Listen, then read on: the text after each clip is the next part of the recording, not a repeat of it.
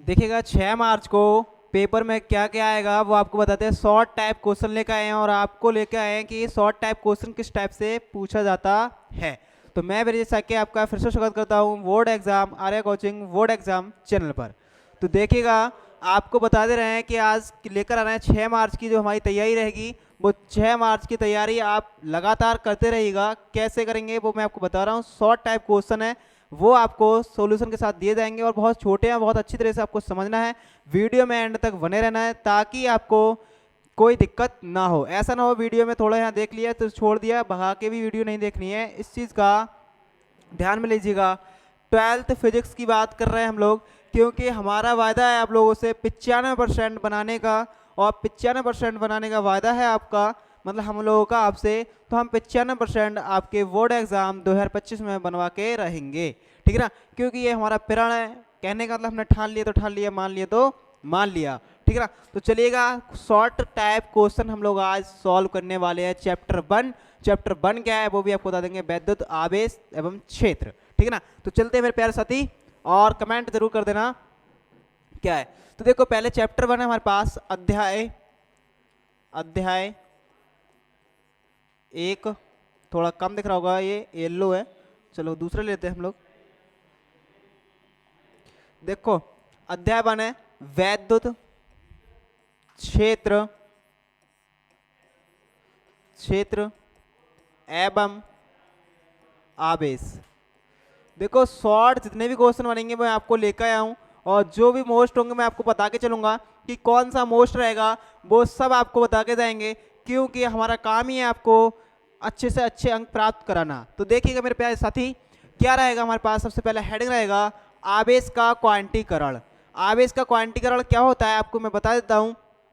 कहने का मतलब जैसे कि इसकी थ्योरी दे रखी है, उसके अनुसार आप लोग चले तो चलिएगा। उसके कहने का मतलब मेरा ये है कि किसी भी आवेश को अनिश्चित रूप से विभाजित नहीं कर सकते मेरे प्यारे साथी, बल्कि उसके गुणज बना सकते हैं। कहने का मतलब उसकी एक निश्चित संख्या प्राप्त हम लोगों को हो सकती है, बल्कि ये नहीं कि आप लोग डिवाइड कर दो। किस कहने का मतलब मेरा ये है कि आप लोग ऐसे ना कर देना 1/2 ई या 3/2 ई या 4/5/3 ई, ऐसे आप लोग बिल्कुल नहीं विभाजित कर सकते, और यही हमारा जो ऐसे प्रकार से विभाजित नहीं कर सकते हैं। तो इसी के लिए हम लोग क्या कहते हैं, आवेश का क्वांटीकरण कहते हैं मेरे प्यारे साथी। चलिएगा शेर और शेरनी देखिएगा। आगे है प्रत्येक आवेशित वस्तु पर एक आवेश निश्चित न्यूनतम आवेश का पूर्ण गुणक होता है, जिसे क्या कहते हैं हम लोग, मूल आवेश कहते हैं। एक छोटा सा हम लोगों का मूल आवेश भी हेडिंग समाप्त होता है इसमें, ठीक है ना, ध्यान रखिएगा। और इसे ई से डिनोट करते हैं। आवेश का यह गुण आवेश का क्वांटीकरण अथवा प्राकृतिक क्वांटीकरण भी कहलाता है, ठीक है मेरे प्यारे साथी। या आप लोग ये लिख के ना, मेरी जो भाषा है वो आप उसको समझिएगा। मैंने आपसे क्या बोला, मैंने आपसे ये बोला कि आवेश को, यानी कि मतलब ये कह सकते हैं इस नियम के अनुसार आवेश को अनिश्चित रूप से विभाजित नहीं कर सकते, बल्कि हम कहने का मतलब आवेश को भिन्नात्मक के रूप में नहीं ले सकते, गुणज के रूप में ले सकते हैं, पूर्ण संख्या के रूप में लिख सकते हैं मेरे प्यारे साथी। और इसी को हम लोग क्या कहते हैं, क्या कहते हैं, आवेश का क्वांटीकरण कहते हैं। और ये ध्यान रखिएगा, बहुत सिंपल था। अब देखो इसका कोई वो नहीं है, जैसे कि आपको दे रखा है किसी भी आवेशित वस्तु पर, मतलब आवेश मतलब कोई वस्तु उस पर आवेश, तो आप जानते हो क्या होता है, Q बराबर एन ई होता है ना। क्या होता है, Q बराबर एन ई। अगले की बात करते हैं, आगे क्या रहेगा।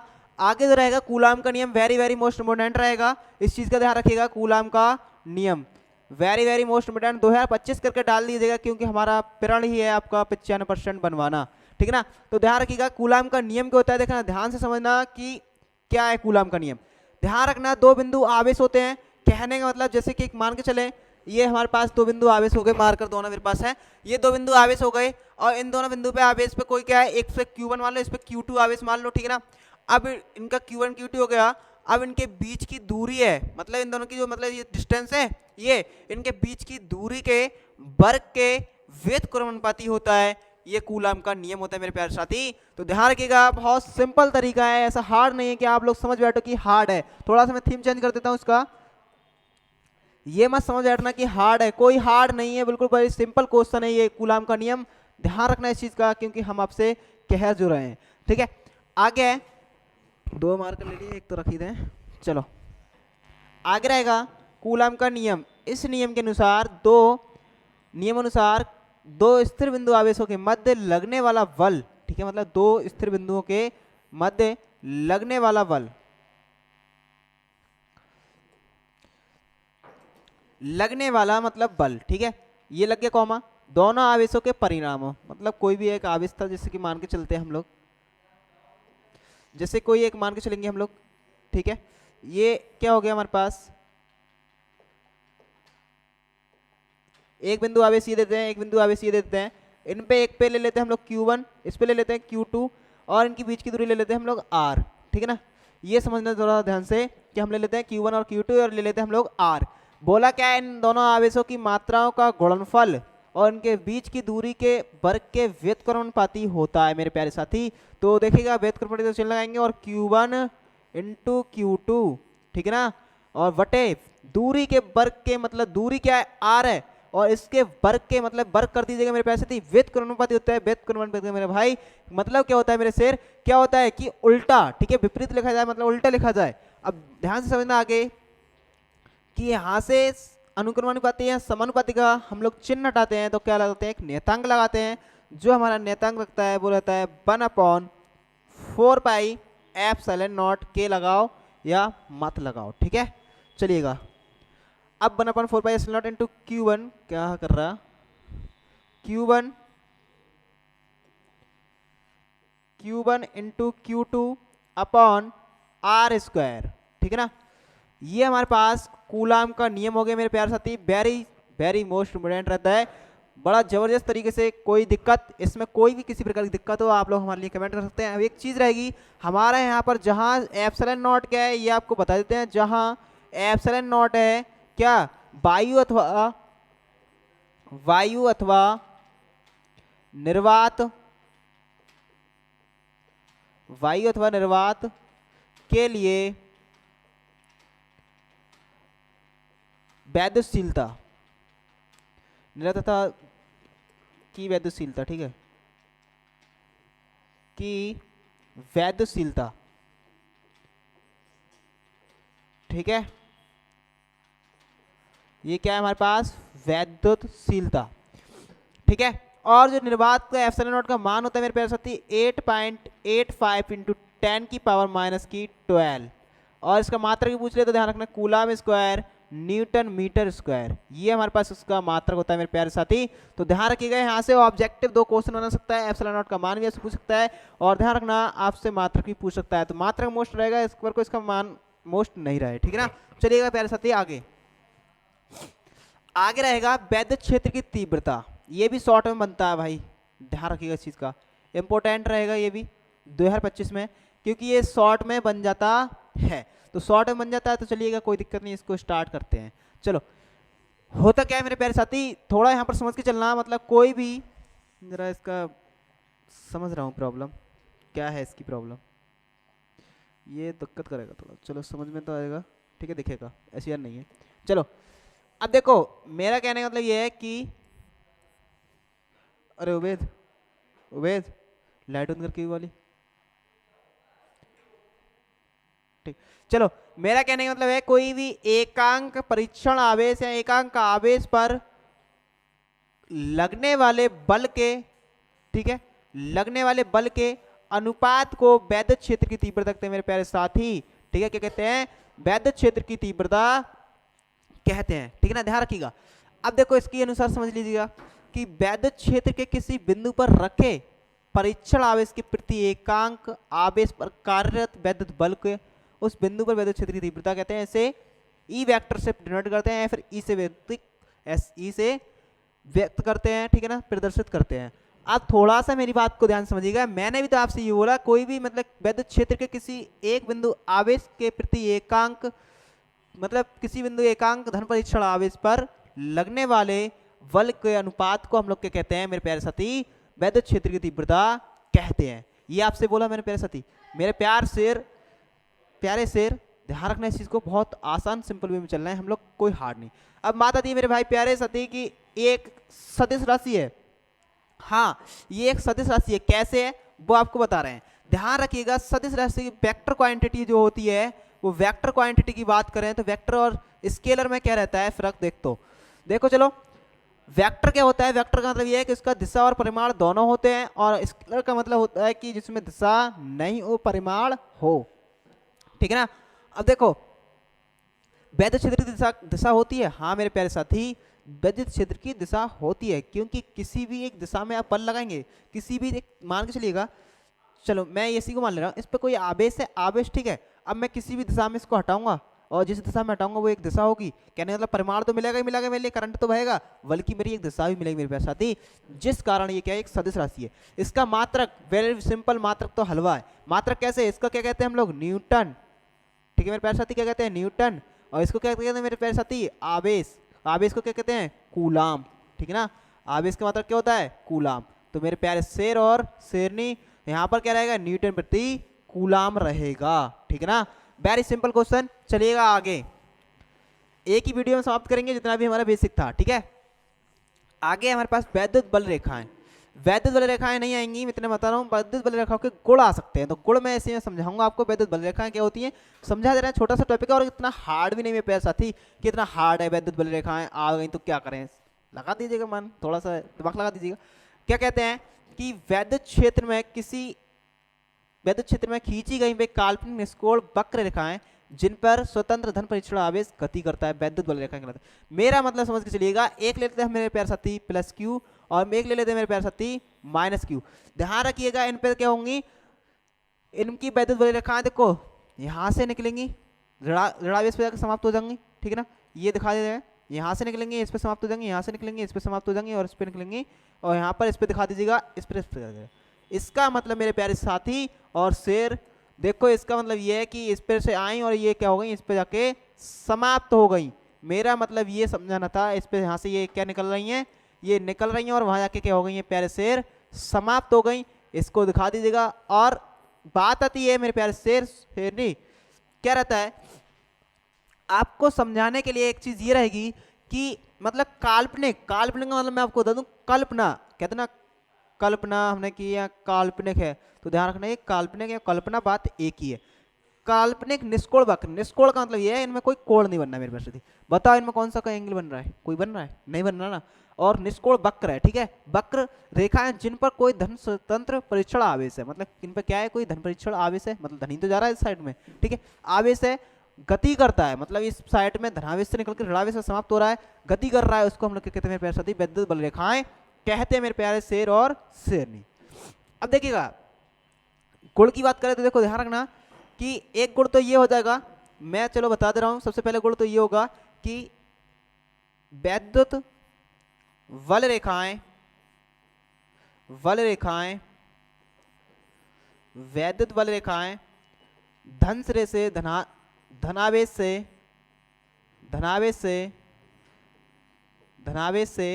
ऋणावेश पर समाप्त हो जाती हैं, ऋणावेश पर समाप्त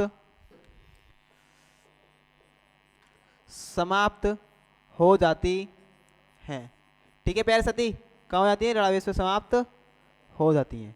चलिएगा मेरे प्यारे साथी, अब देखिए बात करेंगे हम लोग, कोई भी दो बल रेखाएं एक दूसरे को काट नहीं सकती। बताओ प्यारे साथी, इनमें कोई भी बल रेखा काट सकती है? नहीं काट सकती मेरे प्यारे शेर शेरनी। क्यों? क्योंकि एक निष्कोण वक्र बना रही हैं और ये कल्पना करी है हमने, ठीक है। और अगर वो काटती हैं, क्योंकि इस स्थिति में अगर काटती हैं तो कटान बिंदु पर दो स्पर्श रेखा होंगी, मतलब अगर ये काटेंगी भी तो ध्यान रखना मेरे प्यारे शेर, दो स्पर्श रेखाएं दिखाएगा, एक ये होगी एक ये होगी, मतलब इन दोनों को काटेंगी, एक कटान बिंदु करेंगी, तो ध्यान रखना दो स्पर्श रेखाएं खींची सकती हैं जो उस बिंदु पर वैद्युत क्षेत्र की दिशाएं प्रदर्शित करेंगी। मतलब वैद्युत क्षेत्र की दिशा प्रदर्शित करेंगे, मतलब ये इधर से आ रही है और ये इधर से आ रही है, इधर से करेगी, बट वो क्या है, एक असंभव है, बोल रखा है जो कि असंभव है। मेरे प्यारे शेर और शेरनी, क्या रहेगा? जो कि क्या है, वो एक असंभव है, क्योंकि आपसे बोला क्या है, ये असंभव है। क्यों? क्योंकि ये ऐसा संभव नहीं है, क्योंकि धन से ऋण की ओर जाती है, मतलब गति करती है, और ये ऐसा संभव नहीं है कि यहाँ पर समाप्त हो जाए, ठीक है ना। बताइएगा कोई दिक्कत? कोई दिक्कत नहीं होगी। चलो आगे की ओर चलते हैं हम लोग। आगे क्या रहेगा हम लोग के पास? वैद्युत द्विध्रुव। प्यारे शेर, गारंटी दे रहा हूं इस बात की, अगर ये ना आया 2024 तो मेरे से कहना, ठीक है, कमेंट करना आके कि नहीं आया। इनमें से दोनों में से एक आएगा प्यारे शेर और शेरनी। 2025 में एक आएगा, या दोनों ऐड कर दे तो इसकी मैं कह नहीं रहा, दोनों में से एक आपको आएगा शॉर्ट टाइप में, एक नंबर में जरूर आएगा और आना हर हाल में, ठीक है ना। तो देखिएगा आगे की ओर चलते हैं। आगे क्या रहेगा हम लोगों के पास प्यारे शेर, हमारे पास शेर रहेगा क्या कि वैद्य दूधरूप कहते किसे हैं। बहुत सिंपल सा क्वेश्चन है कि वैद्य दूधरूप किसे कहते हैं। ध्यान रखिएगा कि एक ऐसा निकाय जिसमें दो बराबर एवं विपरीत प्रकार के आवेश होते हैं। मेरे प्यारे शेर और शेरनी समझ के चलिएगा, मतलब ऐसा निकाय जिसमें दो विपरीत प्रकार के, अब इसलिए मान लीजिए इस पे प्लस क्यू, इस पे क्या है माइनस क्यू, विपरीत प्रकार के होगा मेरे प्यारे शेर, ठीक है। विपरीत प्रकार के बोले ना आपसे, विपरीत प्रकार के क्या होते हैं, आवेश होते हैं, परंतु मतलब बराबर और विपरीत प्रकार के होते हैं तथा उनके बीच की अल्प दूरी पर स्थित हो, मतलब जिसे हम कहते हैं अल्प दूरी पर स्थित, मतलब 2l दूरी पर स्थित हो। क्या कहलाता है हमारा, द्विध्रुव कहलाता है, ठीक है मेरे प्यारे शेर और शेरनी। क्या कहलाता है, वैद्य द्विध्रुव कहलाता है, क्योंकि आपसे बोला था कि मतलब दो आवेश बराबर हो, ऐसा निकाय दो आवेश बराबर हो, लेकिन वो क्या हो, विपरीत प्रकृति के हो, मतलब विपरीत प्रकार के हो, और जो एक दूसरे से अल्प दूरी पर स्थित हो, उससे हम लोग मेरे प्यारे शेर क्या कहते हैं, बताइएगा किसे क्या कहेंगे, वैद्युत द्विध्रुव। अब आता है इसके साथ आगुण, बात आती है हाँ एग्जाम्पल, एग्जाम्पल ये कैसे सिलेक्ट हो जाते हैं इसमें। चलो एग्जाम्पल को मैं बताता, एग्जाम्पल इसलिए सिलेक्ट हो जाते हैं जैसे HCl लिया, इनको रिवर्सल करेंगे तो देखो मेरे प्यारे शेर शेरनी H प्लस Cl- टूटता है। H2O लिया मेरे प्यारे शेर और शेरनी, इसको रिवर्सल करेंगे तो हम लोग के पास क्या टूटता है, H प्लस और OH माइनस टूटता है, ठीक है ना। HBr को रिवर्सल करेंगे मेरे प्यारे शेर तो क्या रहेगा, ये H प्लस Br माइनस टूटता है, इतना अच्छी तरह जानते हो। तो ध्यान रखना, हम भी तो वैद्य द्विध्रुव के लिए ये बोल रहे थे कि ये वैद्य द्विध्रुव है और उसका एक पॉजिटिव होगा और निगेटिव होगा, कहने का मतलब होंगे तो बराबर, बल्कि ये क्या होंगे, एक नेगेटिव, तो मतलब ये X प्लस होगा और एक क्या होगा Br माइनस होगा, विपरीत प्रकार के, ठीक है ना। यही तो हमने आपसे कहना चाहा था, हम भी तो यही आपसे कह रहे थे, ठीक है ना। तो ध्यान रखिएगा इस चीज का, चलेगा। और आगे की बात करते हैं कि क्या रहेगा, मतलब आगे क्या है, वैद्य द्विध्रुव आगुण है ना, ठीक है, उस चीज को हम लोग कर रहे हैं आपसे भी, ठीक है उबैद।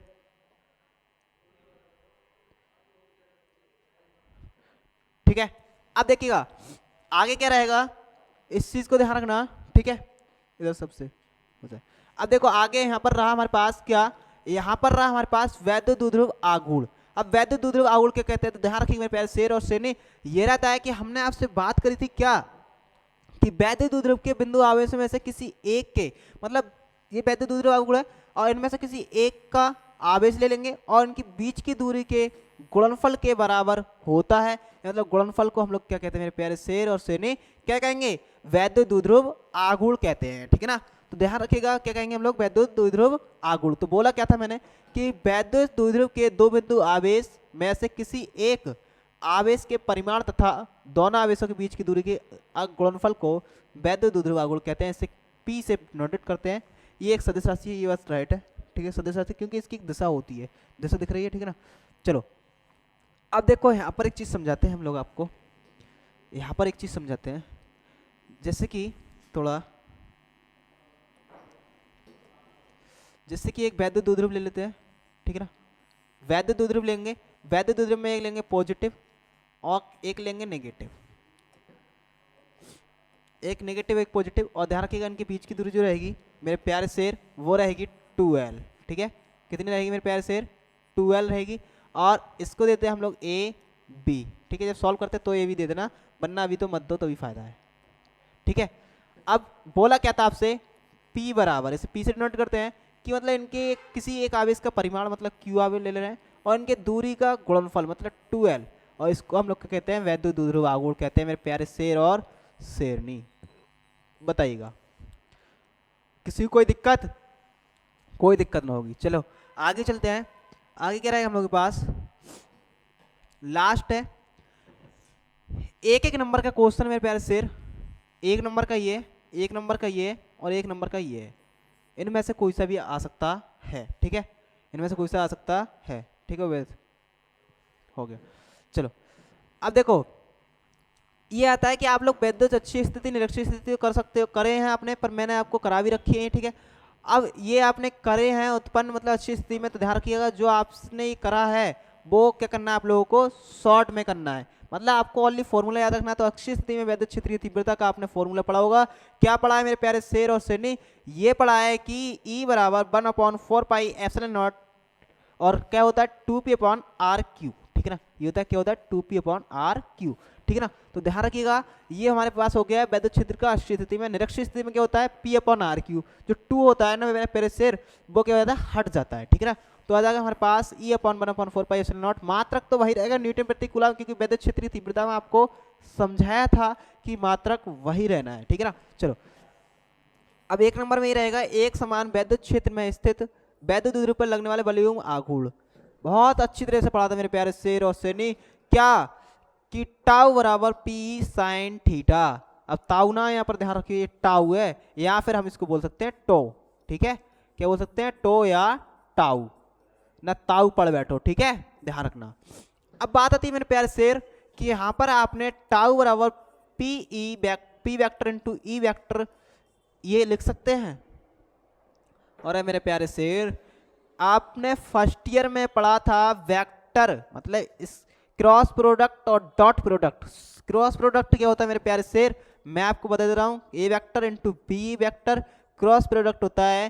ध्यान रखना ऐसे पेपर में ऑब्जेक्टिव बना सकता है, क्योंकि स्ट्रिक्टली बात है ये क्योंकि आपको पता है कि ये इस प्रकार बना सकता है या ना। हाँ मेरे प्यारे शेर बना सकता है। कैसे? आपने ये तो पढ़ा, पर आप लोग कहोगे यहाँ पर पी साइन थीटा है नहीं, ये भी मैं समझा रहा इस चीज को। तो ध्यान रखना क्रॉस प्रोडक्ट क्या होता है ए बी साइन थीटा। ठीक है प्यारे शेर। अब डॉट प्रोडक्ट क्या होता है ए वेक्टर इंटू बी वेक्टर बराबर होता है ए बी कॉस थीटा। ध्यान रखना, तो इसको सॉल्व करके हमें यही प्राप्त होगा मेरे प्यारे शेर पी साइन थीटा। ठीक है, तो आपको यही वाला टिक करना है, कुछ और से टिक कर बैठो मेरे प्यारे। ठीक है, ध्यान रखना। बताइएगा किसी को कोई दिक्कत? मेरे प्यारे शेर मैं समझ सकता हूँ आपको, ये रहा हमारा पूरा बेसिक। किसी प्रकार की कोई दिक्कत नहीं हुई होगी मेरे प्यारे शेर और शेरनी। किसी भी प्रकार की दिक्कत हुई हो तो हमारे डिस्क्रिप्शन में सर का टीम का जो मैनेजमेंट है उनका नंबर आपको मिल जाएगा। कोई भी इसी प्रकार की दिक्कत हो तो आप लोग उस पर मैसेज कीजिएगा, कमेंट कीजिएगा, वीडियो के कमेंट कीजिएगा, वो आपको रिप्लाई दिया जाएगा। ठीक है ना, वो हमारे टीम मैनेजमेंट है वो आपको बता ही देंगे। मतलब जो अंकुश सर हैं लीडर हैं यहाँ के, मतलब आपको बता देंगे। कोई भी किसी प्रकार की दिक्कत है तो आप लोग जरूर कमेंट या मैसेज कीजिएगा मोबाइल नंबर पर। और मैं आशा करता हूँ इसमें आपको कोई दिक्कत नहीं हुई होगी, क्योंकि मैंने इस लेवल से लेकर चला हूँ, बिल्कुल आपको कुछ पता ही नहीं है। वरना तो आपको इतना वो तो पता होना जरूरी है, तो जुबान पे पता होना चाहिए आपको। मैं तो इस हिसाब से लेकर चला हूँ आपको जो आपको कुछ पता ही नहीं है। तो मिलते हैं नेक्स्ट क्लास में, जब तक लिए जय हिंद जय भारत, और चैनल को जरूर सब्सक्राइब कर लीजिएगा।